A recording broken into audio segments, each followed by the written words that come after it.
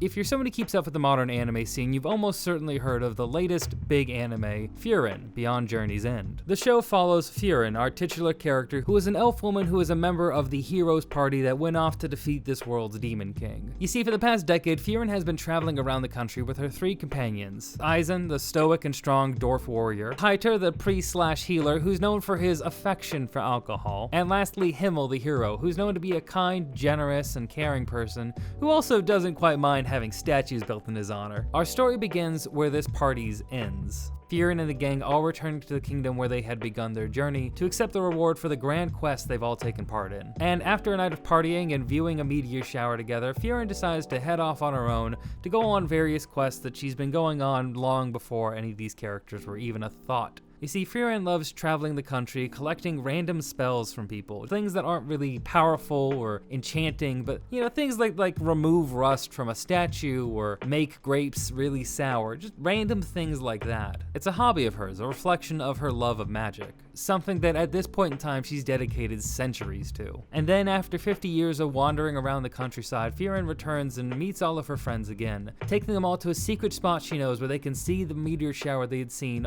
50 years previously again, but in a setting that she thinks is far more fitting than the city that they've seen it in before. Though when she meets them all again, she's reminded by the humans how long 50 years really is for them. Something that she really doesn't have any kind of understanding to, because for her, 50 years is just a short journey. And shortly after they complete their quest to see the meteor shower as a group, Himmel the hero passes away, peacefully, and mourned and beloved by the entire kingdom for his heroic actions that saved them all from the Demon King. But it's at this time that Frieren realizes something that's all too familiar with us people who have had to deal with grief and had to deal with loss. The feeling that she never really knew the person, that she never really got a chance to connect with them, to understand them, that she'd wasted so much time she could have spent being with her friends, being with people that she cared about. But now that time was over, and Himmel the hero is gone. This is episode 1. From that point in time, Frieren decides to retrace the steps she'd taken with her adventuring party, thinking back and reflecting on all the adventures they had that started 60 years before this time. Taking more time to connect and understand and befriend the people that she had spent so much time with, learning more about them and becoming closer to them, forming real human connections, something that she doesn't understand that much because she again has spent hundreds of years seeing people rise and fall in what's a blink of an eye to her. And over time that will lead to new quests, new friends, new adventures, a new party waiting to come together and go on their own grand adventures. But that grandness, that action, that adventure, that's not the point of Frieren. This is such an interesting anime because it's told from a perspective of a character that we can't really relate to and we can't really understand. But in a lot of ways, we can. I'll get to what I mean by that in a little bit, don't worry about it, but for now I just want to kind of reflect on what kind of show this is, right? Because it's a medieval fantasy adventure series in a lot of ways, but its pacing and its tone and the majority of its episodes don't reflect that. Frieren is a series that, like its main character, likes to take its time, likes to soak in the atmosphere of its locations, of its cities, its towns, the people that it meets, and the new creatures that they fight. It's a story that's not devoid of action by any sort of means, but action is not the focus of this series. Conversations, understanding, learning, growing, exploring the connections between people and between different kinds of races that have completely different views of life and understanding from their own perspective. It's an anime and a story that if I could describe what this story is like, I would say it is confident. The story is confident in itself, it's confident in its characters, it's confident in the hook that it has to get into you and not let you go, even if it's not going breakneck pace. The thing with anime that kind of frustrates me, the thing that separates a lot of the middling anime from the great anime, is a lack of confidence in their story, a lack of confidence in their pacing, a inability to take time to build your characters, build your plot, build the world in a way that doesn't feel like you're going 100 miles a minute, that you need to cram in joke after joke after joke, reference, gags, all this kind of things, boobs, fan service, crash jokes. You don't need to cram all of that in when you have a good story and you're confident in it. And of course it should be confident in its story. This actually might be my anime of the year.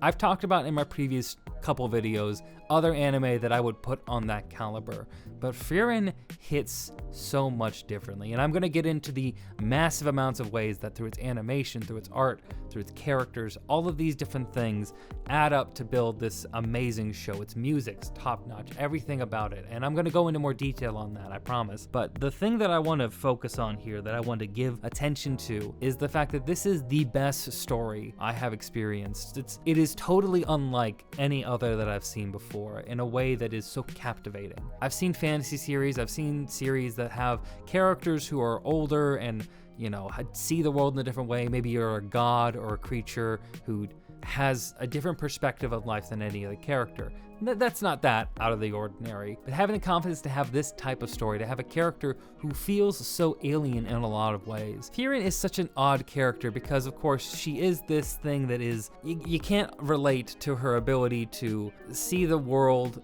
in a different perspective than anyone else. She has seen kingdoms rise, fall, and rise again. She has seen so much in this world that it feels like nothing can really surprise her. But at the same time, she still feels relatable to us because she is goofy, silly, she likes to sleep in, she makes weird jokes, she's kind of selfish at times. She's just like everyone else in those kind of ways. Those characteristics that we can all connect to, that everyone has in them, still exist in a character like Frieren, which gives her character this level of kind of uncanniness, right? Where she's relatable and understandable in a lot of ways, but also in ways that you cannot connect to her at all. Like, there's no way you can understand what she sees the world as, which is why it's so valuable to have characters like Fern, her human apprentice, who grounds her and keeps her in mind that the people around her are human and need to deal with things on a normal time frame and can't spend like 6 months doing whatever the hell you want. Because for Frieren, time doesn't really matter. There is no sense of urgency for her. For the people around her, there is, and that's the thing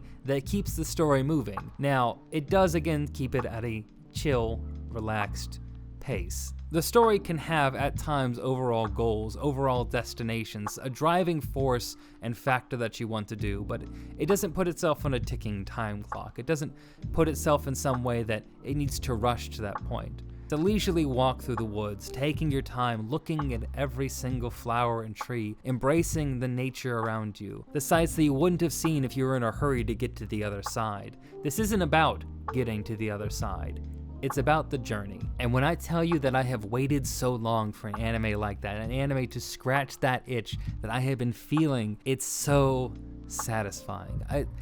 It's always frustrating to me watching other isekai and other fantasy series and being forced to deal with this kind of just insecurity in their humor, insecurity in their characters. And having a show this good, a fantasy this confident in itself, really just points out even more why other shows that keep coming out season after season just don't last in the popular consciousness, because they don't have any ability to be confident in their story, to really understand their characters and to grow them. I could go on and on about this anime and its story and its plot and everything that makes it great, but I also need to touch on some other things that are incredible about it that you will hear other people rant and rave about because these are amazing things here. This is done by Studio Madhouse, one of the most legendary anime studios that still make anime today. Though they haven't lately, in the past few years, done a lot of great anime. The only one I can really think of is Sunny Boy, which I love Sunny Boy from 2021. Have a video on that. Go check that out. It's just a underrated anime. I love it. Outside of Sunny Boy and One Punch Man, there haven't really had any big major hits.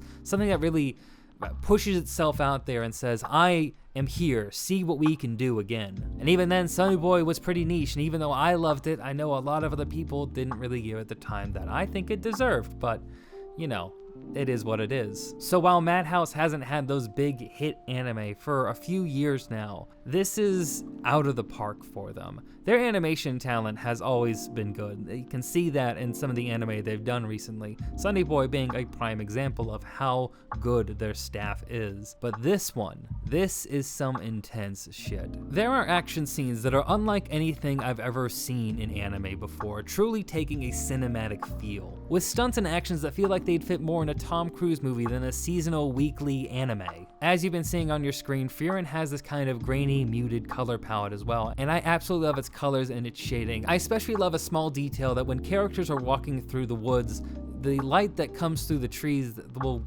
glow on the character and move on them. I feel like they're doing some neat little trick here in how the animation moves over the character. I'm not exactly sure how it's done. I'm not an animator myself, but it is really fascinating and beautiful. And let me just say, I have never seen an anime of any kind of budget, movie or whatever, I've never seen an anime animate fabric like this. I have never found myself sitting down and watching a scene of a character putting on a coat, stopped it, rewound it, and watched it 3 times. I don't know technically what they did here, and I would love if someone could tell me, because this fabric animation in multiple scenes throughout the series consistently has been incredible. And it happens in random scenes that have no like real significance. They're not the most important scene. It's a character putting on a coat in one scene, and it blows my mind. It reminds me of one of my favorite scenes from Keep Your Hands Off Eizouken,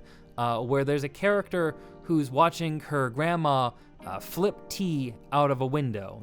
She stirs it up and flips it out, right? And this character becomes so obsessed with what her grandma's doing, she does it herself, she looks at it, and then she puts it into her own project and animates it that specific way. And it's not anything major, but it's a obsession and a form of movement that they felt like they had to animate and to translate into their work. And it's those small human touches, those fascinations in how the human body works and how we adjust and move ourselves that really floor me with animation. And this is an anime that absolutely made me just think, what is anyone else doing? Like, what is this? Like, don't get me wrong, the hardworking animators over at MAPPA have been killing it with Jujutsu Kaisen Season 2. Every single episode, they're doing some insane work over there. They shouldn't be overworked like they are, but they're doing some insane work over there. Props to the workers themselves for killing it. But even they can't match up to what's going on here. This, again, is a scene of a character putting on a coat. This is one of my favorite scenes of the entire year, and this has been a year with some insane animation from other series like One Piece. Then on top of all of that, there's the score. The score is something that you can't help yourself from noticing it, because it has this way of being chill, calm, relaxing. It draws your attention, it soothes your soul, it makes you feel like you're actually there experiencing it with these characters. And then when it turns to action, it completely changes. It's so goddamn amazing. The composer for this series is actually an American named Evan Call, who also did My Happy Marriage earlier this year, and I believe I also commented on the music in that anime just being out of this world. I'm pretty sure that's in the final video that I said. If I didn't say it, My Happy Marriage has incredible music as well. This dude is one to watch because he is putting out some sick ass tracks. I don't normally do videos on anime that are still running. I like to give it until the end of its run to actually reflect on everything that they've done, reflect on the story that they've told, and see if I can really recommend this to people. And we're not at the end of season 1, but I can tell you with absolute assuredly, there's nothing that's going to be done here to say that these episodes that have come out are not anime of the year. I'm pretty sure, I'm pretty confident, I feel it in my bones, this is the anime of the year right now. There's been a lot of other great anime that come out this year, and I've talked about a lot of them, but this is my anime of the year. This is something that I have not experienced before. It is beautiful, it is touching, it is emotional, and it is so impactful in so many ways. That core feeling that Frieren has, that core emotion, is one that I've found myself feeling so many times in the past year. I mentioned way back in the beginning of the year in my Bocchi the Rock video that I had lost my brother last Christmas, and he was my youngest brother, and I feel like I never really got enough time to spend with them. They're a person who I grew up with, who I spent years of my life with, who I saw every single day for large chunks of my life, and then I find myself looking back at it and feeling like I didn't know what they were going through at that time at all. And in that first episode, when Frieren says that she feels like a person she'd spent over a decade with is someone that she didn't quite understand, that she didn't quite know, her tears welling up and pouring out as she realizes that she won't ever have a chance to really get to know them from the person themselves anymore, that they have lost that chance forever. It got me as well. It gets me right now. It's hard to really understand that I'm never going to have another moment with my brother again. It speaks to such a core human fear that when you're standing at a loved one's grave, when you're at the end of their life and you're still here, you'll feel like you just don't know who they were, that you've wasted so much time. You always will feel like that, from as much as I can gather. You always will have that emotion and that feeling. But sometimes it just feels that much more real than others, especially when you hear others talk about them and the lives that they had.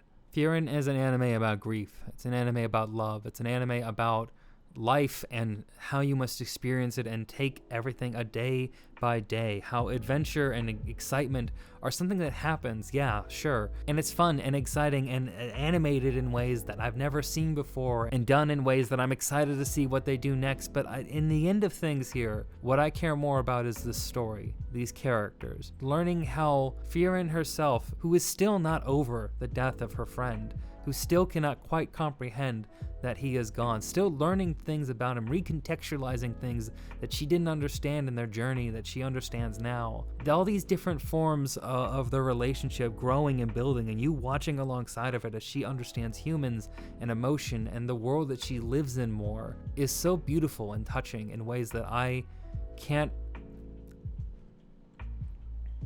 I love this anime. I need this anime. This anime is another one that I needed. Like my Bocchi La Rock video is an anime that I needed at that time because it helped me connect in a number of ways and helped me feel some connection to roots and times that I had known my brother before. This anime is another one that I also feel like I needed, which is really ironic because they're both directed by the same fucking person. Kiichiro Saito, goddamn man, he comes out with an anime at the beginning of the year and at the end of the year that were exactly what I needed at both times. And I love it. I love this anime, and I hope you give it a shot. Thank you for listening to me rant about it. I hope it was intelligible. I hope you got something out of it here. Even if you're someone who loves fast-paced, action-packed anime, take a moment. Breathe, enjoy life, smell the roses, watch Frieren Beyond Journey's End, because this is an anime that you don't get very often. Anyway, that was my point here. That's my video. I hope you really enjoyed it because I really love talking about this anime. And I hope you have a great day, a great night, or whatever it is you're having, and stay rad.